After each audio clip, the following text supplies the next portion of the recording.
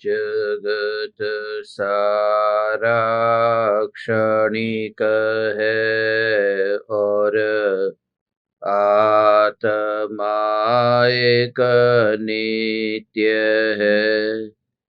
आत्मा का अनुभव बस एकमात्र नित्य है। कहन राज को कर नमन, करो महान यह काज। आप्त ज्ञान की प्राप्ति है, मंगलमय सुख साज। मंगलमय सुख साज।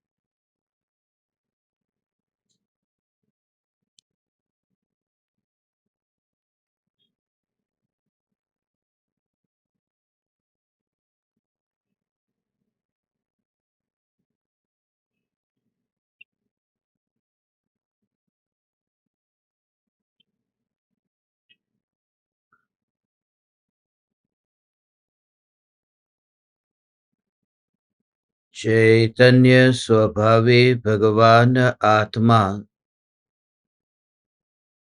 स्वयं ही चैतन्य समय सार है। चैतन्य समय सार का प्रतिपादक ग्रंथाधिराज समय सार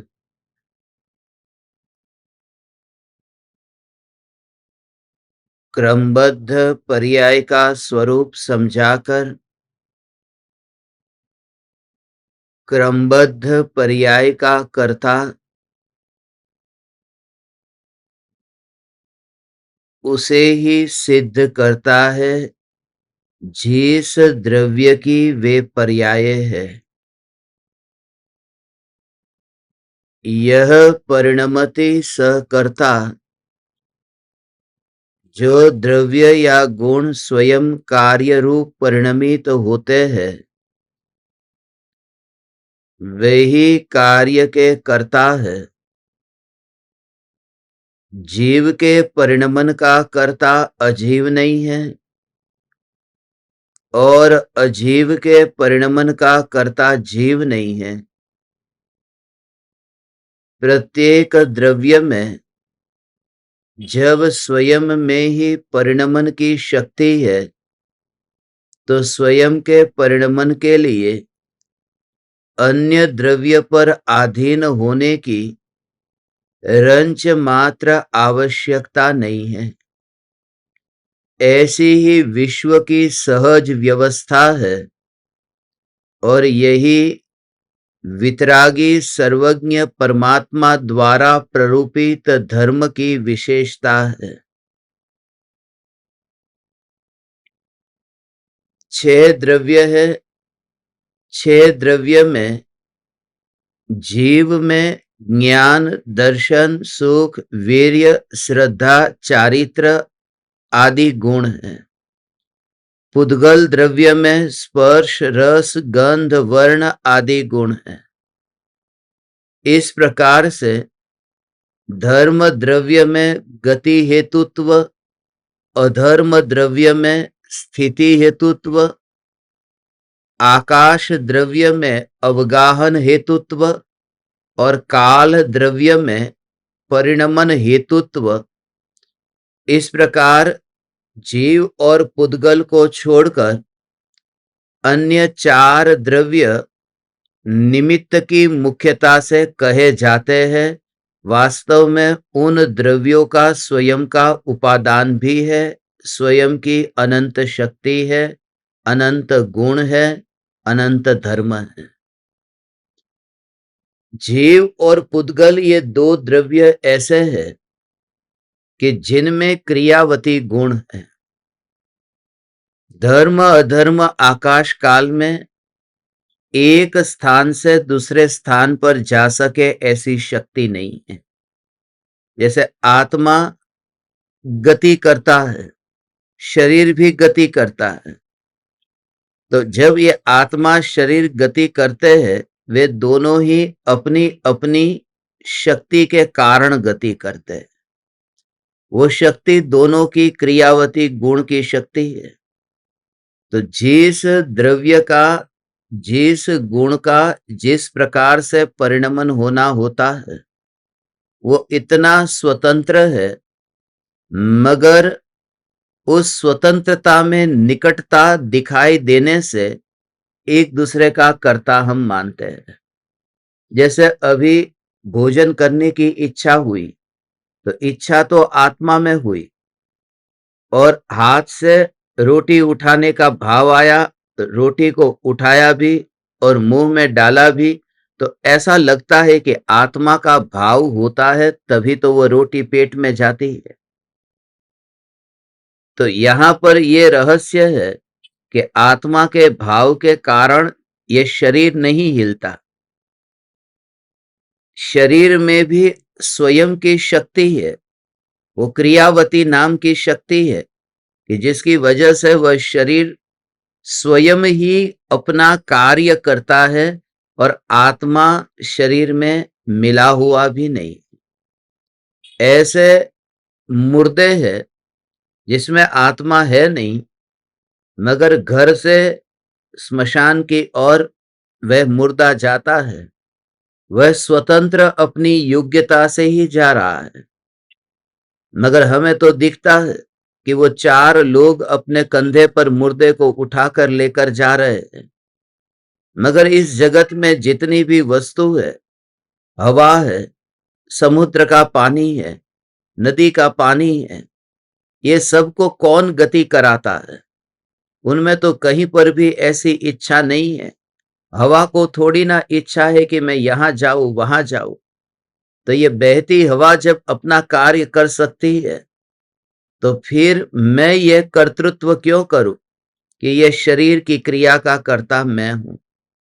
और इसका कर्तृत्व का अहंकार उस समय छूटता है। समझने के लिए मनोलकवा हो गया। तो इच्छा तो बहुत है कि मैं चलूं, मगर चलना होता नहीं है, हाथ हिलता नहीं, पैर हिलते नहीं। तो इच्छा होने पर भी शरीर कार्य नहीं करता है, क्योंकि आत्मा की इच्छा शरीर में कहीं काम में नहीं आती।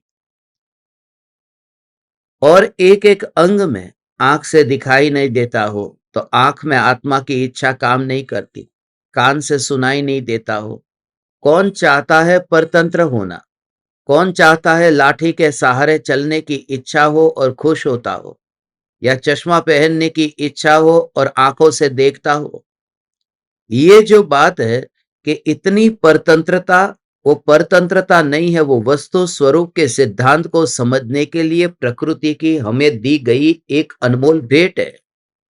यदि तुम्हें लाठी लेकर के चलना पड़ता है, तो अपने को परतंत्र मत मानो। ये प्रकृति कहती है कि विचार करो कि ये शरीर देखो तुम्हारी इच्छा के अनुसार नहीं चल रहा। मोह तोड़ो।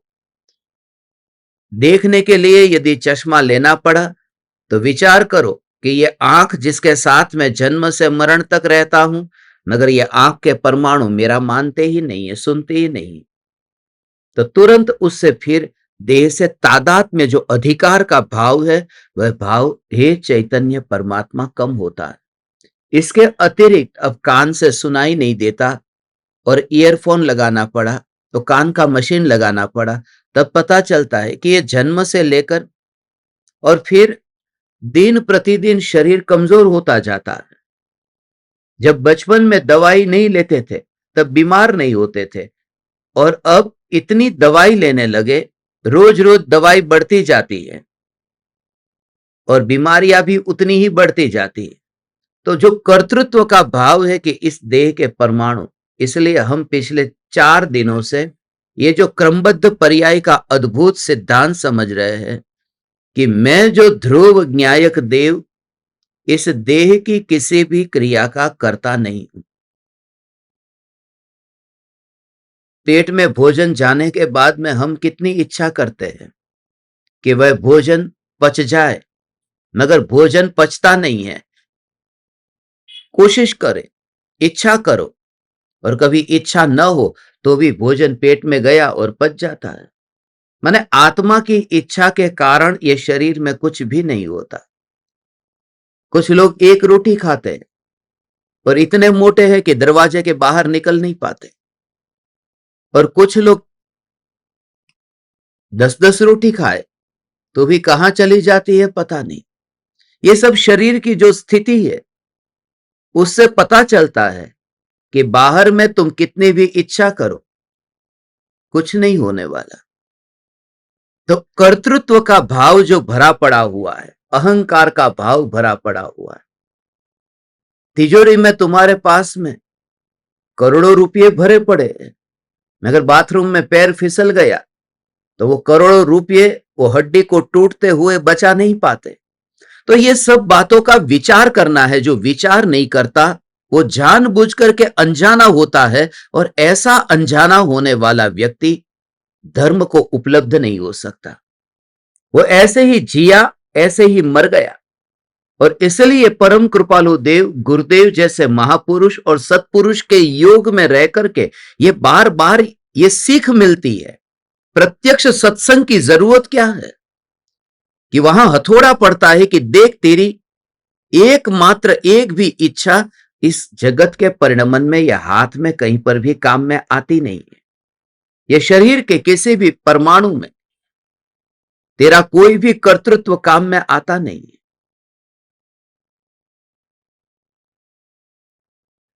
और कभी ऐसा हो, इच्छा है और शरीर काम नहीं करता, इच्छा है लकवा हो गया, मगर शरीर काम नहीं करता, चल नहीं पाता। और कभी इच्छा नहीं है और शरीर चलता है, इच्छा नहीं है और शरीर चलता है। ऐसा कभी देखा है कि इच्छा ही न हो और शरीर चलता हो, बिना इच्छा के ही चलता हो? होता है। जब हम चलते हैं तो 2 पैर से चलते हैं, मगर चलते समय हम सबके ये 2 हाथ भी चलते हैं कि नहीं? ये हाथ को चलाने की जरूरत ही नहीं थी। हाथ से तो हमें कहीं पहुंचना नहीं है, पहुंचना है तो वो पैर से पहुंचना है। फिर ये हाथ क्यों हिलाते जाते हैं? तो जहां पर ये शरीर में इच्छा के बिना भी कि लाओ मैं हाथ को हिलाऊं, ये इच्छा नहीं थी मगर हाथ हिलते हैं। उसके पीछे दूसरा भी एक राज है कि मनुष्य का शरीर प्राणी की तरह है। जो समाज विद्या में पढ़ते थे कि मनुष्य एक सामाजिक प्राणी है, वो वास्तव में प्राणी ही है।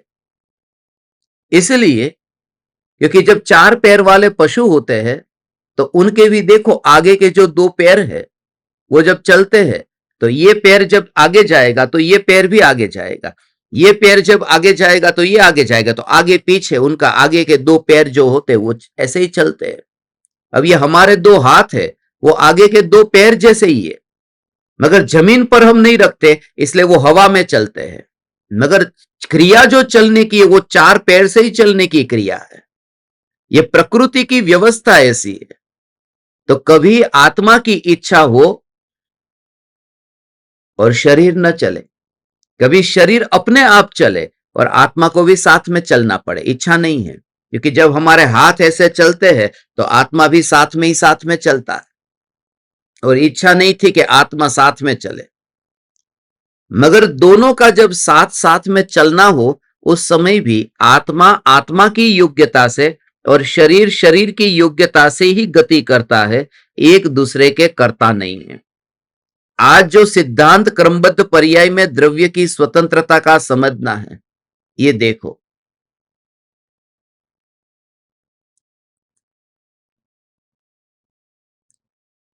नीचे कर्म के आश्रय से कर्ता होता है। एक बार फिर से पूरा पढ़ो तो रिवीजन हो जाएगा। जिस प्रकार जगत में कड़ा आदि पर्यायों से सोना अनन्य है, उसी प्रकार जो द्रव्य जिन गुणों से उत्पन्न होता है उसे उन गुणों से अनन्य जानो।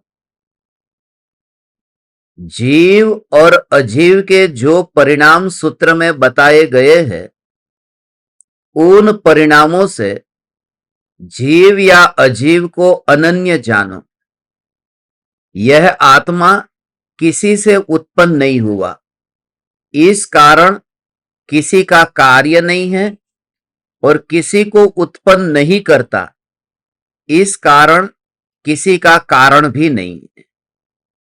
कर्म के आश्रय से कर्ता होता है और कर्ता के आश्रय से कर्म उत्पन्न होते हैं। अन्य किसी भी प्रकार से कर्ता कर्म की सिद्धि नहीं देखी जाती। यहां खास ध्यान रहे, कर्म का अर्थ वो कर्म नहीं लेना है ज्ञानावरणादि 8 कर्म। यहां पर भी कर्म का अर्थ वो कर्ता कर्म क्रिया वो कर्म लेना है, ऑब्जेक्ट वाला, सब्जेक्ट ऑब्जेक्ट। राम ने आम को खाया तो राम सब्जेक्ट है और आम ऑब्जेक्ट है, ऐसे कर्ता कर्म की बात है। तो जो कर्म है उसका कर्ता भी वही है जहां कार्य हुआ, इसलिए लिखा कर्म के आश्रय से कर्ता होता है और कर्ता के आश्रय से कर्म उत्पन्न होते हैं। अन्य किसी भी प्रकार से कर्ता कर्म की सिद्धि नहीं देखी जाती। इसमें एक साथ इतने सिद्धांत समझाए हैं। एक तो क्रमबद्ध पर्याय का सिद्धांत कि प्रत्येक द्रव्य का जो परिणमन है वह क्रमबद्ध है, वो उसी धारा में जो चल रहा था वहीं से ही आया है। जैसे मैं प्लेटफॉर्म पर खड़ा हूं और ट्रेन आई, तो समझने के लिए उसका जो कोच नंबर है तो उसमें B1 आया, फिर B2 आया, B3 आया, B4 आया, तो वो B1 के बाद जो B2 था वही तो अभी यहां आया, ट्रेन आगे गई तो वो कोई पास की पटरी में से नहीं आया, वो उसी पटरी पर जो पीछे था वही यहां पर आया है। तो ऐसे ही ये जो परमाणु है, इन परमाणुओं का स्वरूप ऐसे ही समझना है कि जो भविष्य की पर्याय है वो पर्याय परिणमित होती होती वर्तमान में हमें दिखाई देती है। जो भविष्य में निश्चित थी वो उस काल में पड़ी ही थी, कोई नई तो आती ही नहीं है। इसलिए तो यह क्रमबद्ध पर्याय का सिद्धांत कैसा है कि नई आई, अरे हमारे लिए देखो B2 का डिब्बा नया आया, मगर हमारे लिए इसलिए आया है वो नया क्योंकि मैं प्लेटफॉर्म पर खड़ा हूं, मैं आकाश में से देखता तो ये सारी ट्रेन मुझे दिखाई देती, तो मेरे लिए हो सकता है कि वो नया आया है, मगर केवली परमात्मा के लिए कोई भी परिणाम नया आया है वो नया पैदा नहीं हुआ है, वो उस समय वो व्यक्त हुआ। इसलिए 2 शब्द का उपयोग किया है समय सार में भी, तिरोभूत और आविर्भूत। जो वर्तमान में प्रकट है वो आविर्भूत और जो ढंकी हुई वो तिरोभूत। तो ऐसी भूतकाल तो गया, भविष्य काल आया नहीं है और वर्तमान है। तो होता क्या है, हमें जो अभी दिखाई देता है यहां की बात है वर्तमान में, तो भविष्य वर्तमान बनता है और वर्तमान भूतकाल बनता है। एवरी मोमेंट क्या होता है, फ्यूचर प्रेजेंट होता है, प्रेजेंट पास्ट हो जाता है, फ्यूचर प्रेजेंट होता है, प्रेजेंट पास्ट हो जाता है। उसको हम कहते हैं कि बस काल आगे जा रहा है। बाकी काल में जो पर्याय है वो कहीं आगे पीछे नहीं होती। ये समय के बदलने पर जो भविष्य था वो वर्तमान बना है और वर्तमान है वो भूतकाल बना है। एक तो ये क्रमबद्ध पर्याय का सिद्धांत है। दूसरा ये सिद्धांत जो बताता है कर्ता कर्म का सिद्धांत, कि जीव है वो जीव अजीव का कर्ता नहीं है और अजीव जीव का कर्ता नहीं। माने शरीर जो है वो बचपन से युवान, युवान से बूढ़ा, ये जो हुआ है वो शरीर के, उसका कारण शरीर है, आत्मा नहीं है। और आत्मा में जो राग द्वेष है और फिर वितरागता हुई, उसका कारण आत्मा ही है, शरीर नहीं है। माने शरीर की पर्याय का कर्ता शरीर ही है और आत्मा की पर्याय का कर्ता आत्मा ही है। इसलिए अकर्तावाद का सिद्धांत, पहला सिद्धांत क्रमबद्ध पर्याय का सिद्धांत, दूसरा सिद्धांत अकर्तावाद का सिद्धांत, और तीसरा सिद्धांत कि कर्ता और कर्म एक ही द्रव्य में घटित होते हैं न, तो जिस द्रव्य में जो परिणमन होता है, यह परिणमति सकर्ता, तो कार्य उपादान की योग्यता से होता है, उसमें कोई पराया निमित्त नहीं बनता, निमित्त कर्ता नहीं बनता। तो इससे कार्य का कर्ता तुम निमित्त को मत मानना। तो निमित्त और उपादान का स्वरूप समझने जैसा है। इसलिए ये गाथा निमित्त और उपादान का, उसका दूसरा नाम है कारण कार्य व्यवस्था का सिद्धांत समझाता है। उसको दूसरे शब्द में निमित्त उपादान का सिद्धांत।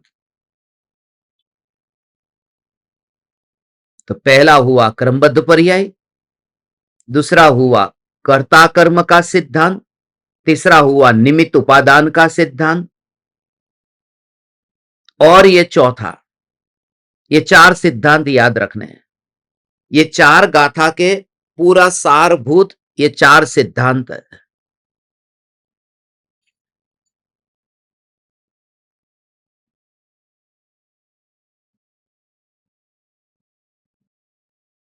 क्रमबद्ध पर्याय, प्रत्येक पर्याय अपनी क्रमबद्ध योग्यता के अनुसार ही परिणमित होती है, ऐसा। दूसरा, कर्ता और कर्म, कर्म का कर्ता वह द्रव्य है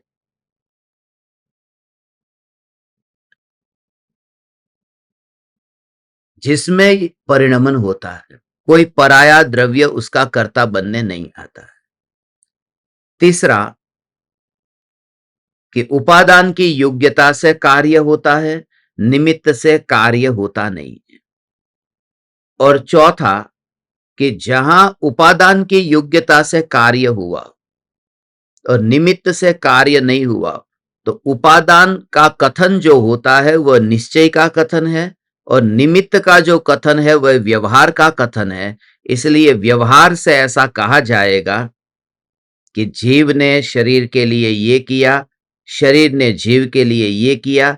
इसको निश्चय और व्यवहार का सिद्धांत समझना, माने यथा योग्य, नहीं तो जीव स्वच्छंदी हो जाएगा कि बस कोई किसी का कुछ करता नहीं है, धरता नहीं है, ऐसा। तो ये निश्चय और व्यवहार का सिद्धांत भी इसको साथ में रख करके समझना है। याद रहेगा ना आपको सबको? क्रमबद्ध पर्याय, कर्ता कर्म, निमित्त उपादान और निश्चय व्यवहार, ये चारों को साथ में रख करके फिर ये विचार करना है कि एक द्रव्य दूसरे द्रव्य का कर्ता नहीं। प्रत्येक पर्याय में जो परिणमन होता है उसका कर्ता और कर्म वो एक ही द्रव्य में घटित होता है। ये जो शरीर के परमाणु हैं, उन परमाणुओं के परिणमन में आत्मा का कोई भी विकल्प वहां नहीं होगा और फिर भी उन परमाणुओं का परिणमन होगा होगा होगा होगा। जिस रूप में परिणमन होगा उस समय तुम अपने हिसाब से विचार करना कि मैं आत्मा, आत्मा माने अपनी ज्ञान की अनंत शक्ति हूं, मैं भगवान आत्मा, ये ज्ञान की अनंत शक्ति वाला, और यहां से मैं निकल गया इस शरीर में से।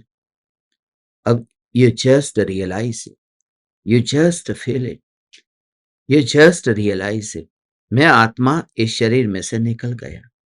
अब ये मुर्दा ऐसा ही पड़ा है और तुम निकल गए, ऐसा ही तुम फील करो। तुम इस शरीर में से निकल ही गए, ये तुम अब फील करो। अब तुम कनेक्शन फील करो, तुम ध्यान से सुनो। अब मेरी बात को सुनो। अब लिखना सब एक और छोड़ दो, सिर्फ सुनो। जो सुनो, जो भाव से तुमसे ये कह रहा हूं कि भगवान आत्मा ये शरीर में से अब निकल गया। अब तुम्हें कनेक्शन यदि फील करना है, निकल गया। जानने वाली, देखने वाली वह शक्ति निकल गई। और फिर घर वालों ने मेहमान को बुला लिया, माने जो रिश्तेदारों को बुला लिया। और फिर वे 4 लोग कंधा बदलते रहते हैं और मुर्दे को उठाकर लेके जाते हैं।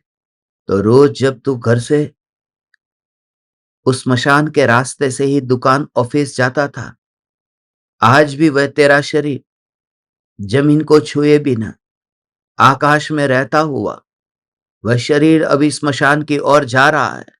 वही रास्ता, वही भीड़, वे लोग, सब कुछ वही, और तू तो वहां है ही नहीं। तो इससे अब तुझे विचार यह करना है कि जब मैं चैतन्य परमात्मा इस देह के योग में न रहूं तो भी ये देह का कार्य कैसे हो रहा है। ये देह देखो जा तो रहा है। तो जो जन्म से ये जो कर्तृत्व का बोझ जो अपने ऊपर रखा है कि मैं ये शरीर को चलाता हूं, मैं इस देह का करता हूं, तो अपने को अब तू मात्र ज्ञान ज्ञान ज्ञान ज्ञान ज्ञान ज्ञान ज्ञान ज्ञान। और जब तू इस दुनिया से गायब हो जाता है, इस दुनिया को तेरे उपयोग की जरूरत नहीं है। खास बात यह है, उपयोग की जरूरत नहीं। ध्यान रख तो दुकान में ध्यान रख। ध्यान नहीं रखेगा तो धन कैसे कमाएगा। बाप बेटे को बोध देता है, सीख देता है, ध्यान रख। हम तेरी उम्र के थे, इतना ध्यान रखते थे, तब जाकर के इतना कमाया है। नहीं, तुमने गधा मजदूरी करके अपना समय गवाया है। ये बात जो है, ये जिनेंद्र भगवान की दिव्य ध्वनि में ये जो सिद्धांत बताया है वो इतना अद्भुत है, अद्भुत है। मगर व्यवहार के नाम पर भी धर्म के क्षेत्र में बोध ऐसा दिया जाता है कि तू कर, मेहनत तो करनी ही पड़ेगी।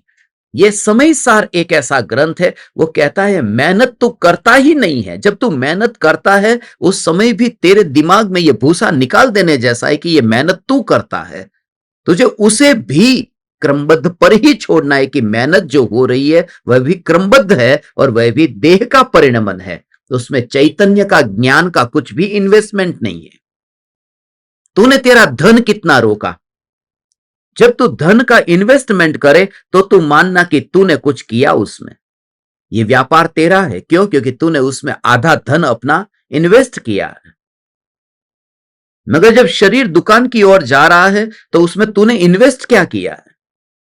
वो तो देह की क्रिया है और ज्ञान का कर्ता, ज्ञान उसमें कर्ता कैसे बना। तो इस तरह से तू ज्ञान और देह के परमाणुओं को अलग अलग देखता है। देह के परमाणुओं का परिणमन अब अलग देखता है।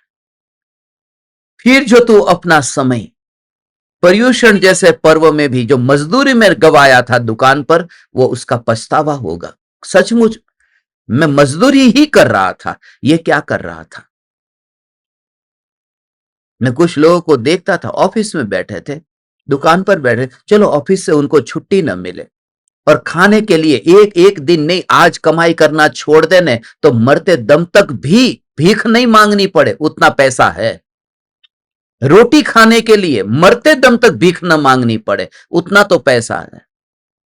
और फिर भी पर्युषण के सत्संग को छोड़कर अहंकार की वजह से, आग्रह की वजह से, लोभ की वजह से, ईर्ष्या की वजह से, ईर्ष्या के भाव की वजह से, और वो ईर्ष्या हो गई, वो हो गई, अभी भी नई ईर्ष्या छूटती ही नहीं है। लोभ छूटता नहीं है, ईर्ष्या छूटती नहीं है, अहंकार छूटता नहीं है। यदि तुम सत्संग से और चैतन्य की पुकार से, इतने अपूर्व सत्संग से यदि तुम वंचित रहते हो, तो उसका मूल कारण कहीं ना कहीं तुम्हारा अहंकार और अहंकार ही होगा। कृपालु देव कहते हैं ना, कृपालु देव ने क्रोधादि नहीं कहा, कृपालु देव ने मायादि नहीं कहा, कृपालु देव ने लोभादि नहीं कहा, कृपालु देव ने मानादि कहा। मानादि शत्रु महा, वो क्रोध आदि भी लिख सकते थे ना, और शुरुआत तो क्रोध से होती है, मगर मान से शुरुआत क्यों की? इसलिए क्योंकि मनुष्य में मान की मुख्यता ज्यादा है, और यह बोध मनुष्य के लिए देना था, इसके लिए और सदगुरु की शरण में बैठने के लिए।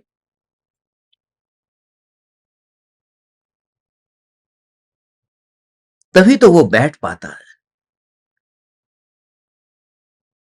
कितने सरल जीव। हम इडर गए, वहां पर कितना अद्भुत दृश्य था। इडर की यात्रा के दौरान परली से किसी आश्रम का एक ग्रुप आया था। अब उनके गुरु है, उनके खुद के गुरु है, मगर जब उनको पता चला, वो आश्रम से पूरा संघ आया हुआ था, उनको पता चला यहां सत्संग है, और सब लोग हाथ जोड़ करके कैसे बैठ गए। कितनी सरलता उनकी। यहां पर ज्ञान दीपकों को भी बैठना हो तो अहंकार बीच में आता है, कितनी सरलता। और उस दिन समय पता है ना, 18 से 20 बार जब मैं लूज मोशन डायरिया की वजह से शरीर नीचे गिर जाता था, इतनी कमजोरी थी, मगर उनकी भक्ति, उनका भाव देख करके 1.5 घंटे तक उनके पास में ही बैठा रहा। बोलने का भाव आया, अंदर से ही वो एनर्जी आ गई कि कितनी, यदि तुम्हारे भीतर में इतनी सरलता सहजता हो तो प्रकृति व्यवस्था करेगी।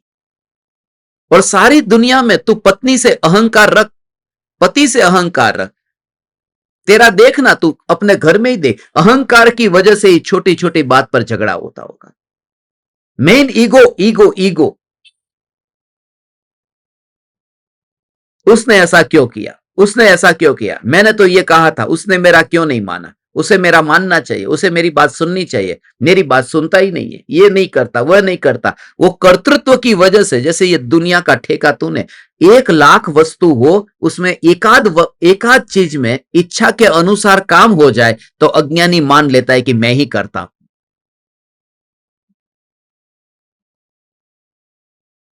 और उसका अंत नहीं है। इसलिए वापिस लौटना, ये चैतन्य की बात, जीवन में बहुत बहुत बहुत बहुत संभावना है, मगर कौन समझे। मृत्यु तुम्हें याद करे, याद करना, मृत्यु के समय ये सारा बोध तुम्हें याद आएगा, जो तुम्हें कहा था कि करने योग्य एक चैतन्य आत्मा का हित ही है, बाकी सब। क्योंकि कुछ हितकारी लगता ही नहीं है, इसलिए मैं उमराला अभी 1 महीने रुका, मगर अंदर से, मुझे अंदर से जो भी रिश्तेदार, जो भी लोग आते हैं, तो मन ही नहीं करता, क्योंकि कोई ना कोई बात करते हैं, ना मामा नो छोकरो, काका नो छोकरो, इनका ये, इनकी शादी हुई, इनकी नहीं हुई। अंदर से सचमुच आपको कथा कहता हूं, जब गजपंथा आता हूं तो लगता है कि बस यहां पर मोक्ष हो गया, ऐसा फील होता है। क्योंकि इतने असद निमित्तों से बच करके, जहां 24 घंटे ऐसे ही जीव का योग रहे, जहां चैतन्य चैतन्य चैतन्य चैतन्य, और उसके पीछे कौन कारण है? जीव की भवितव्यता, होनहार, इसके अलावा और कुछ भी नहीं।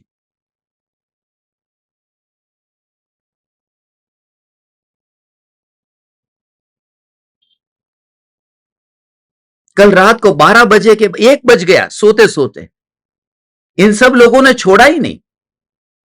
इतनी इतनी तत्व, और बताओ और बताओ और बताओ और बताओ, इसका स्वरूप ध्यान में, अंदर में डुबकी कैसे लगे, ध्यान में कैसे जाए, ये स्वरूप कैसा है।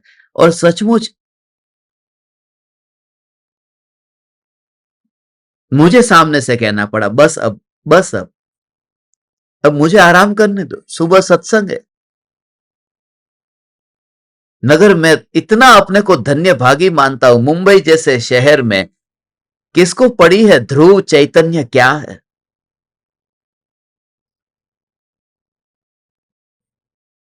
एक ही लक्ष्य हो, और लिटरली कनेक्शन फील होता है।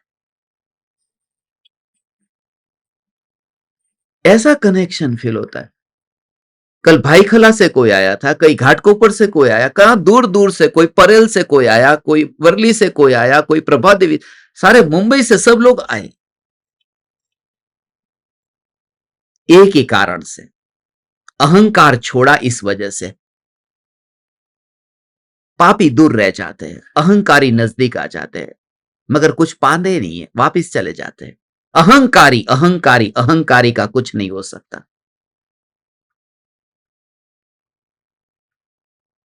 तुम थोड़े ढीले हो, तुम थोड़े झुको। और सभी के लिए हमारे सब ज्ञान दीपकों का क्या कहना, एक दूसरे के साथ में। कल मैं सबको, अच्छा तुम ये बताओ, तुम्हारा ये बताओ, तुम्हारा ये बताओ। कल रात को ऐसा आनंद आ रहा था। आज भी दोपहर में सत्संग है, अभी से आपको बता देता हूं। और यहीं से ही सत्संग होगा दोपहर में। ये लोग छोड़ ही नहीं रहे कि दोपहर का आज का धर्म सभा का सेशन है।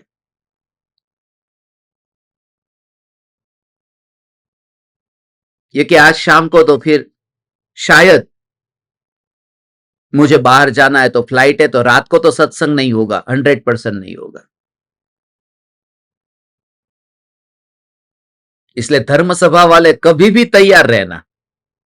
ऐसा ही समझना कि बस हार्ट अटैक आया और जॉब पर बैठे तो क्या करेंगे? नहीं, पहले जॉब है, पहले दुकान है, पैसे, पहले पैसे गिन लेता हूं, उसके बाद में ये यहां पर हाथ बाद में लगाऊंगा। पहले पैसे तो गिन लो, बंडल पूरा गिना नहीं है। हाँ, नहीं तो दोबारा गिनना पड़ेगा। कैसे करते हो? अरे तुरंत ऐसे ही जैसे तुम्हारे पास में मैसेज आए, अलग से बिल्कुल डिफरेंट टाइप का रिंग टोन रख दो ने, नोटिफिकेशन अलग ही रिंग बजे। कुछ लोगों ने रख दिया है स्पेशल उसके लिए कि ये सत्संग का मैसेज आएगा तो उसकी घंटी अलग ही बजेगी। तो आज रखना ऐसे।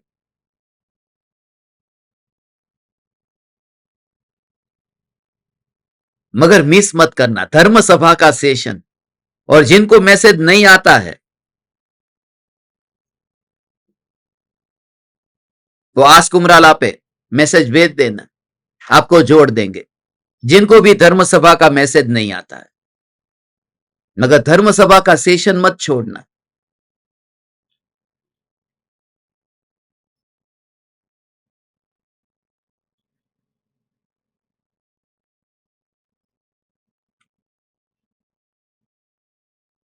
किस पर आज सत्संग रखा जाए, ऐसा विचार आ रहा है।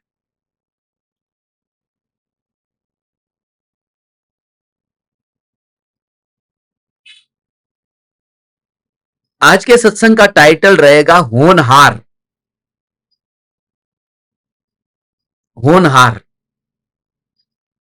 और उसका कनेक्शन, उसका सीक्रेट आज मैं आपको बताऊंगा दोपहर में। होनहार, जो जो देखी वीतराग ने, सो होसी वीरा रे। अनहोनी नहीं होनी, होसी काहे होत अधीरा रे। होनहार, जीव की होनहार जैसे होती है, उसके अनुसार कार्य होता है।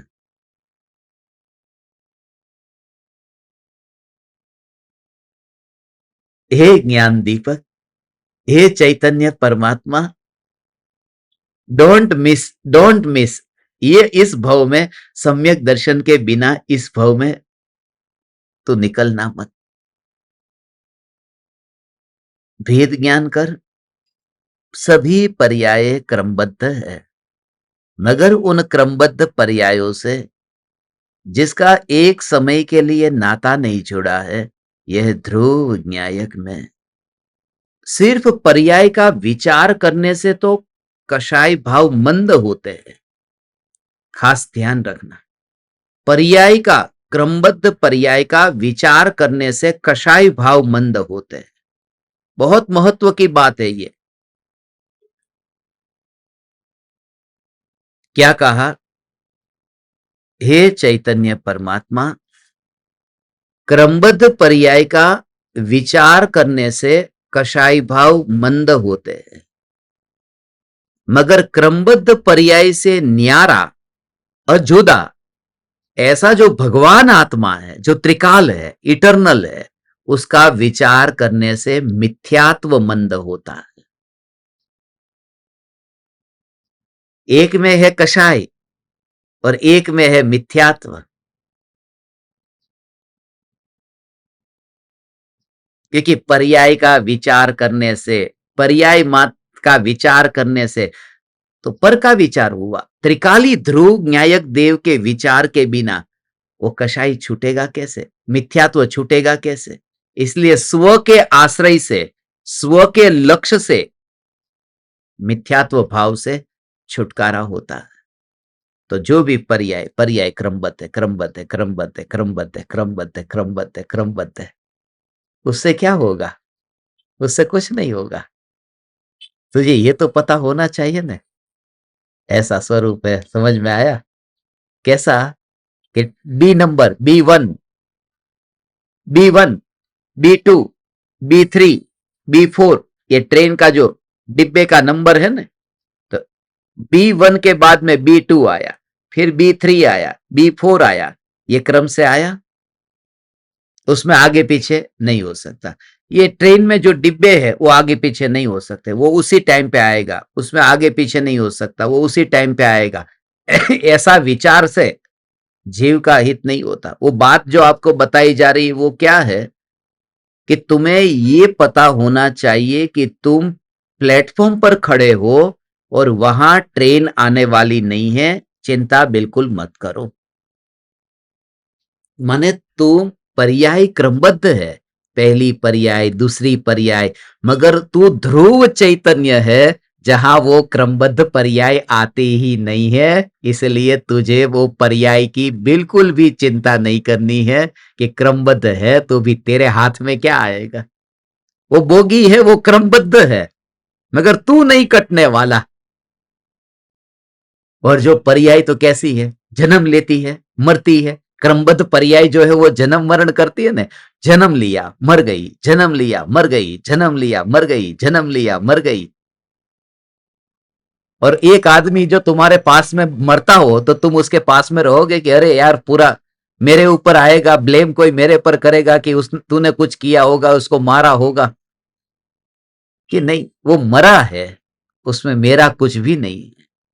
तो जो पर्याय मर जाती है उसमें उसके निकट जो नहीं जाता है वह ध्रुव न्यायक में। और एक बात ये खास कि पर्याय का स्वीकार वही कर सकता है।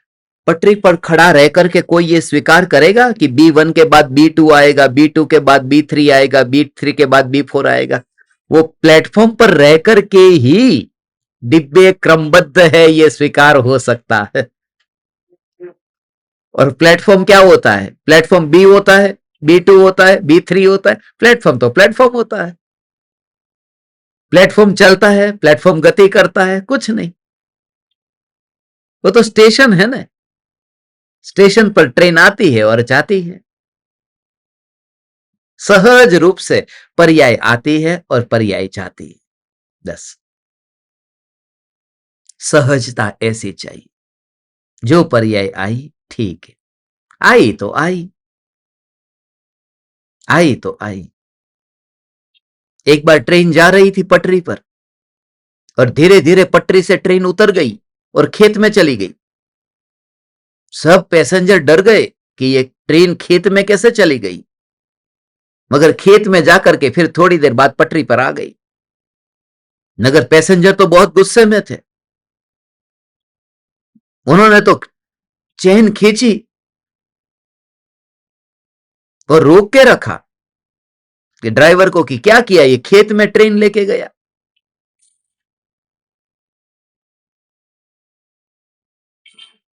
बोले क्या करूं, एक आदमी बीच में आ गया था, पटरी पे आ गया था। बोले वो पटरी पे वहां पर खड़ा रह गया था। बोले खड़ा रह गया तो ठीक है, उड़ा देते उसको। उस एक पे एक आदमी की वजह से इसमें 1000 लोग बैठे हैं, तो इतनी समझ में नहीं आया, उड़ा देते। उसने कहा मैं उड़ाने ही जा रहा था, मगर वो खेत में चला गया। इसके लिए उसको खेत में जाके उड़ा के आया।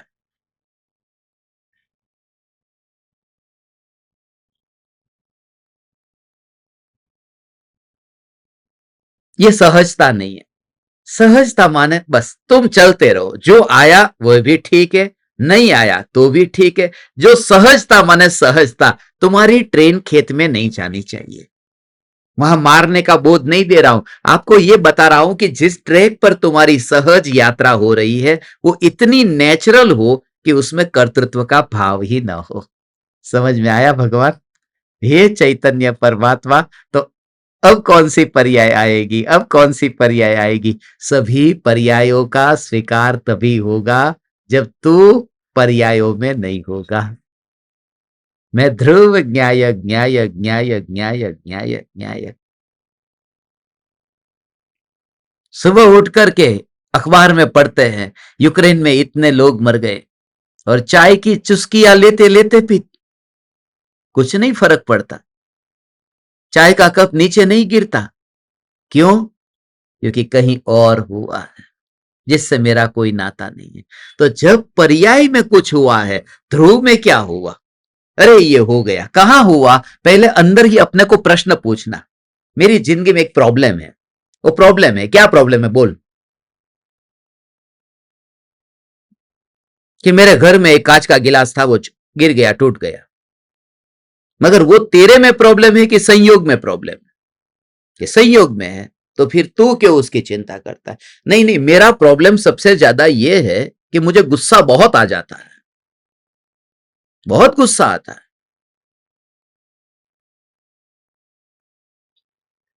કાલે જ કોઈ કહેતું હતું, ના ના તમે તો કેટલા સારા છો, કેટલા સારા છો. મેં કીધું તમે હજી મારું એક રૂપ જોયું છે, બીજું રૂપ જોયું નથી. કે ગુસ્સો આવે?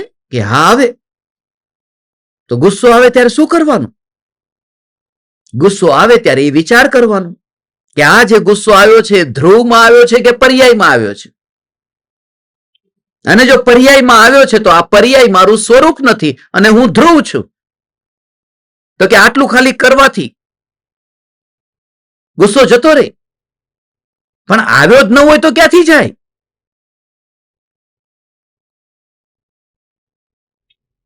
जो आया ही नहीं है वो कैसे जाएगा?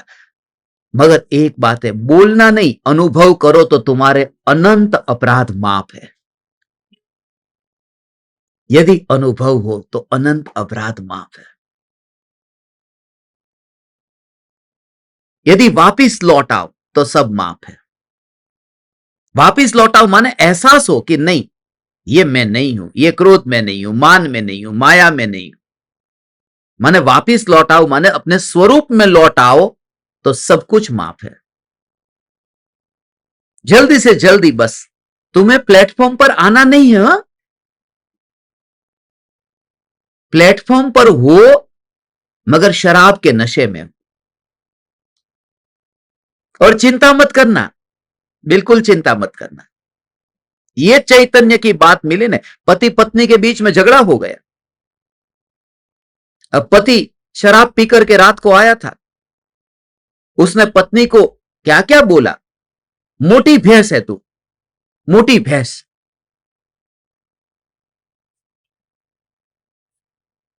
अब पत्नी को तुम ये बोलोगे, पत्नी कैसे बर्दाश्त करेगी? मोटी भैंस। कोई पत्नी ऐसी होती है तो मोटी भैंस। तो पत्नी ने गुस्से में कह दिया, जा तू बेवड़ा। गुस्से में, शराबी है ना, बेवड़ा।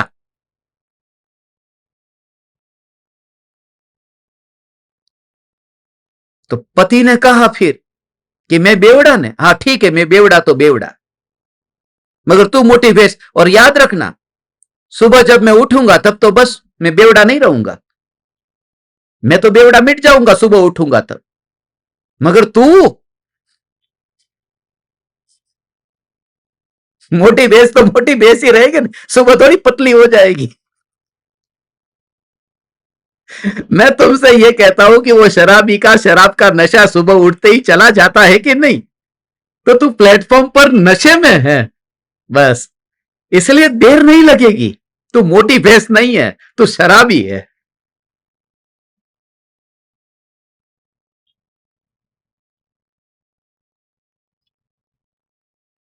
और सदगुरु का बोध पाकर के, परम कृपालु देव का योग पाकर के, ये भी क्रमबद्ध में है। You just feel the connection, you just feel the connection. ऐसा ही ध्रुव ध्रुव ध्रुव ध्रुव, ऐसा ही दीवानापन आ जाता है। बस ऐसा ही दीवानापन। हे ध्रुव, हे चैतन्य परमात्मा, ये ध्रुव की ऐसी मस्ती कि मैं यहां पर शरीर में हूं ही नहीं। तो शरीर ऐसा जो भी कार्य करता है, शरीर के परिणमन में, शरीर के कार्य में मैं गया नहीं, ऐसा ही होता है।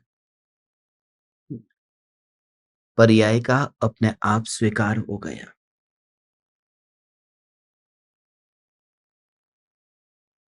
पर्याय के जोर से पर्याय का स्वीकार नहीं होता था।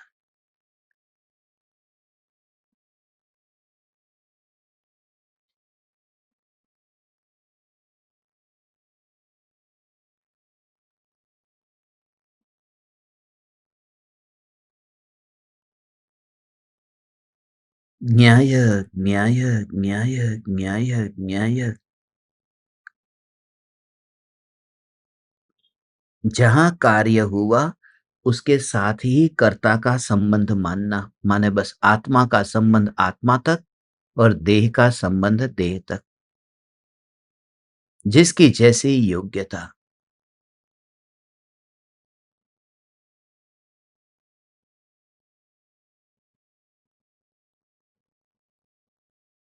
सब कुछ बस भविष्य में ये नहीं होना था, नहीं होना था। लोग कहते हैं ना, भूतकाल को बदल नहीं सकते। जो हो गया सो हो गया, जाने दो। हो गया सो हो गया। भूतकाल को बदला नहीं जा सकता, भूला जा सकता है मगर बदला नहीं जा सकता।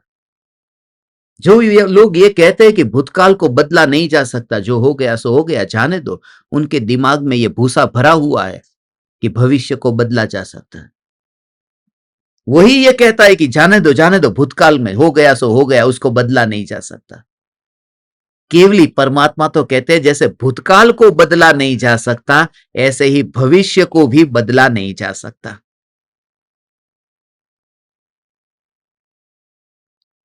कितना हल्का हो जाएगा तू, तेरे दिमाग में जो बोझ भरा है ना,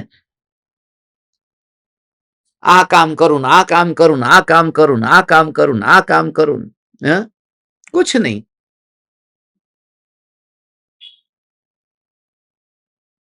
मैंने आपको बताया, जब मेरा पहला प्रवचन पब्लिक में 16 साल की उम्र में देवलाली में हुआ था, 15 साल 16 साल थे, और पूज्य गुरुदेव श्री कांजी स्वामी का जो मंदिर है, उस मंदिर में बड़े बड़े तत्व के अभ्यासी जीव थे, और उनके सामने जीवन में पहली बार वहां पब्लिक में बोलना था।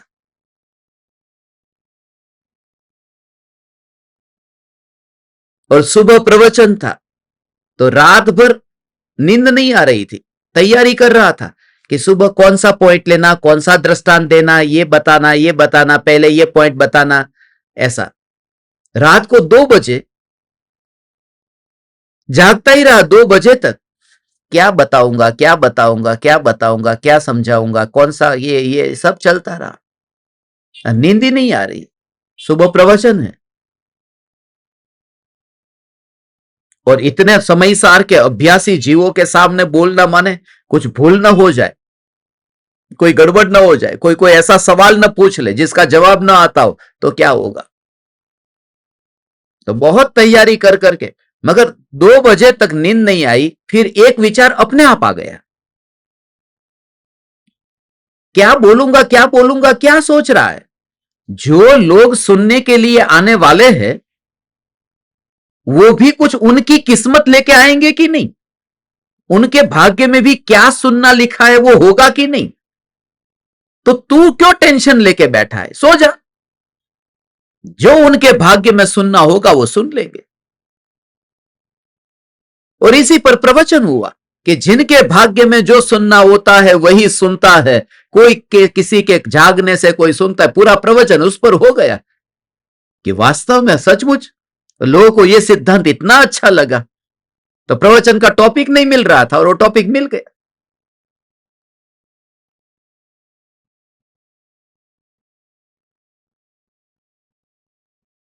अनंत अनंत प्रकार की, क्या करूं, अब सामने सांप है, अभी उसको छूना नहीं है, अंधेरे में छूना नहीं है, सुबह जैसे ही उजाला होगा अभी छेड़ना नहीं है, सांप है, जैसे ही सुबह उजाला होगा उस सांप को पकड़ करके फिर बाहर फेंक देंगे, सांप पकड़ने वाले को बुला लूंगा, अभी उस सांप को छूना नहीं।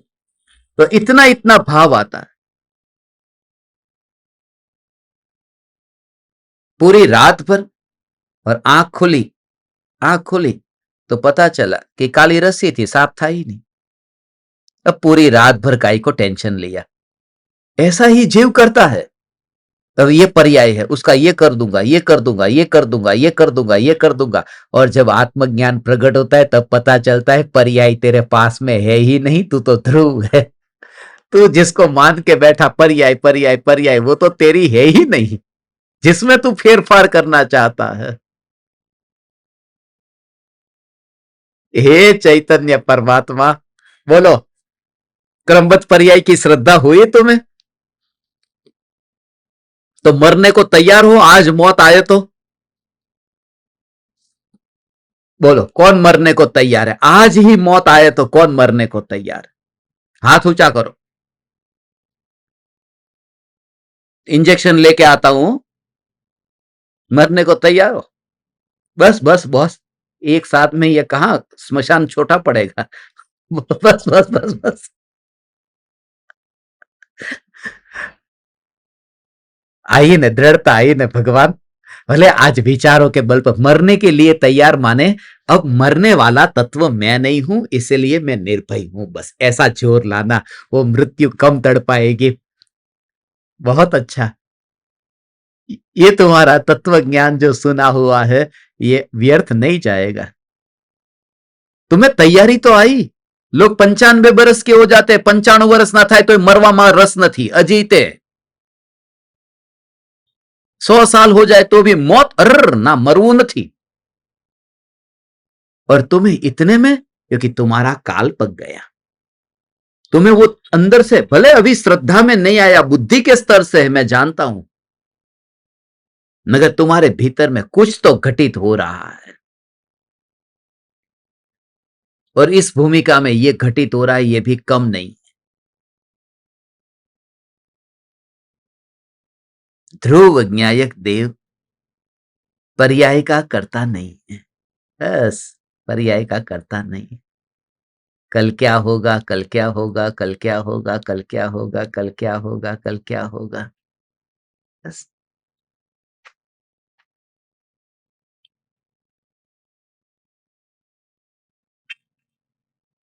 विकल विकल विकल विकल विकल विकल विकल विकल।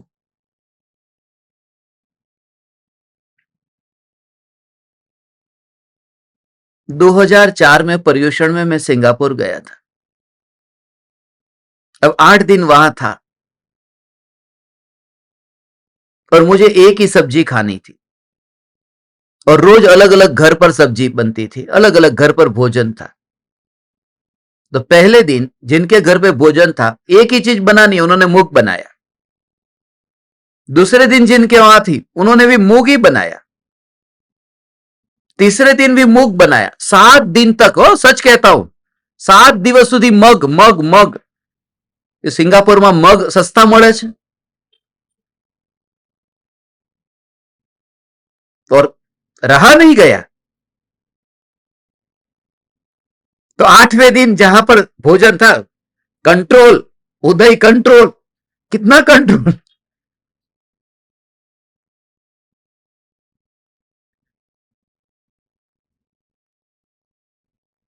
8वें दिन जिनके वहां भोजन था उन्होंने कहा हमारे वहां पधारना है आपको, ऐसा वैसा सब। बोला हाँ। मैं पूछू પછી શેનું શાક છે? તો કે વાલ છે। મેં કીધું ઓકે। તો કે કેમ પૂછ્યું, કઈ કારણ? મેં કીધું ના કઈ કારણ નહીં, બરાબર છે। કે ચાલશે ને વાલ, કે બીજું કઈ બનાવીએ? એટલે બીજું કઈ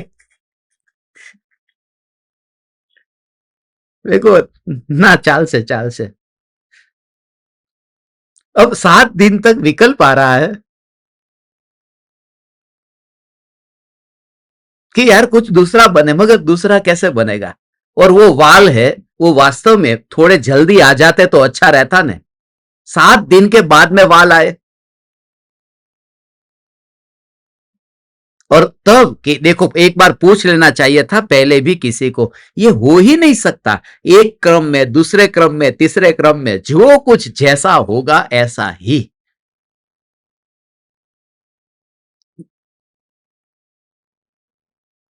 गुजराती लोग पहले मीठा खाते हैं, बाद में तीखा खाते हैं, मगर पंजाबी लोग पहले तीखा खा लेते फिर मीठा खाते। ये उल्टा उल्टा क्यों करते? इस जगत में कुछ भी उल्टा नहीं है। सब जो चीज जैसी जहां होती है इतनी यथा योग्य है, और इसलिए पर्याय को पर्याय पर छोड़ करके, कार्य को कार्य पर छोड़ करके, स्वच्छंदी होने के लिए नहीं है। उस समय तुम अपने परिणामों को नापना, फिर तुम्हारी दीवानगी से पता चलता है। जिन जिन साधकों ने समाधि मरण में नाम लिखा है ना, बस उनके साथ में अलग से बैठना है। और अभी मैंने जो प्रतिक्रमण तैयार करना था ने, जिन जिन स्त्रियों ने गर्भपात कराया है उनके लिए एक प्रतिक्रमण स्पेशली जो तैयार करना था वो गजपंथा में तैयार कर दिया। और उनके लिए, सबके लिए एक सेशन भी मैं रखूंगा। भले आपकी यदि भावना होगी तो सबके साथ बैठने में प्रॉब्लम नहीं है तो ठीक है, नहीं तो अकेले में आपको प्रतिक्रमण दूंगा, मगर एक खास सभी के लिए स्पेशल उनके लिए ही एक सत्संग रखना है मुझे। और उस सत्संग में ये प्रतिक्रमण को समझाना है। तो उनमें जिनके नाम मेरे पास में ऑलरेडी है उनको तो बुलाऊंगा ही, मगर जिनके नहीं है वह भी सिर्फ आज के लिए, या आस्क उमराला के फोन में मैसेज आएगा, वो मैसेज में मैं नाम लिख लूंगा। और उनके लिए अलग से सेशन रखना है। अपराध हुआ है तो उसका प्रतिक्रमण भी करना है। मुझे स्वच्छंदी भी तुम्हें नहीं बनाना है। जो होगा सो देखा जाएगा, होगा सो देखा जाएगा। व्यवहार और निश्चय दोनों का बैलेंस भी ये शास्त्र सिखाता है। ये शास्त्र अकेला क्रमबद्ध क्रमबद्ध क्रमबद्ध करके तुम्हें स्वच्छंदी नहीं बनाता। यथा योग्य कैसे तुम्हारा व्यवहार होना चाहिए, कैसे भाव होना चाहिए, बस जो होगा सो देखा जाएगा, ऐसा नहीं। और मैं धन्य भागी हूं आप जैसे ज्ञान दीपकों का योग पाकर, जिनका व्यवहार और निश्चय का बैलेंस। अब यहां पर चैतन्य चातुर्मास मुंबई में चल ही रहा है। जैसे ही मैं वापस लौटूंगा बारगांव से, फिर यहां पर कंटिन्यूअस मुंबई में जो सत्संग हो रहे हैं वो होते ही रहेंगे। और रेगुलर अब सत्संग होंगे। 23 तारीख से लेकर 10 दिन के लिए तो मुंबई में ही हूं। और मुंबई में जहां जहां घर पर ये सब इतने सत्संग हुए, कल भाई खला से जो साधक इतने दीवाना है, बोले 365 दिन हमारे घर में ही रुको। मेरा कमरा वो आपका ही है, आपको कहीं नहीं रुकना है। हमारा घर आपका ही घर है। 365 दिन आप इधर ही रह जाओ, इधर से जाओ ही मत। उनकी भक्ति, उनका समर्पण देख कर कैसा लगा। ये अब निश्चय के साथ में उनके जीवन में व्यवहार आया, और तुम्हारी भक्ति ही तुम्हें पहुंचाएगी।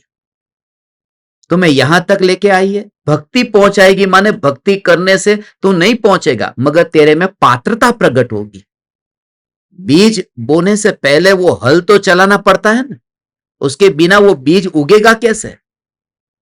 और वास्तव में सत्य तो यह है कि बीज जिसका उगना हो वहां हल भी चलाने का भाव आता ही है। उसे भी कोई करता नहीं है, इसलिए इसमें भी तेरा कर्तृत्व नहीं है। तुझे जो भक्ति का भाव आया,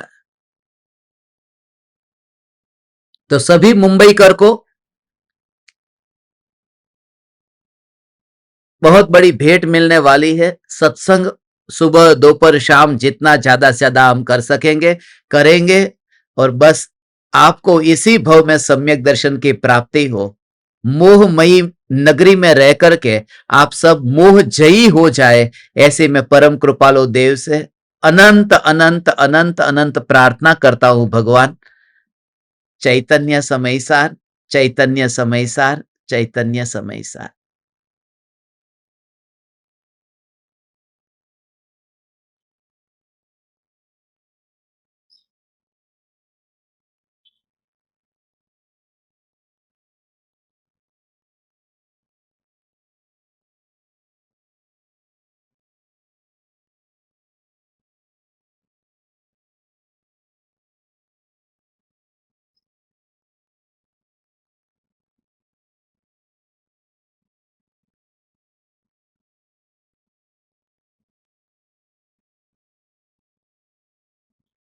अहो अहो श्री सद्गुरु करुणा सिंधु अपार, इस पामर पर प्रभु किया अहो अहो उपकार, अहो अहो उपकार। देह सहित जिनकी दशा वरते देहातीत, उन ज्ञानी के चरण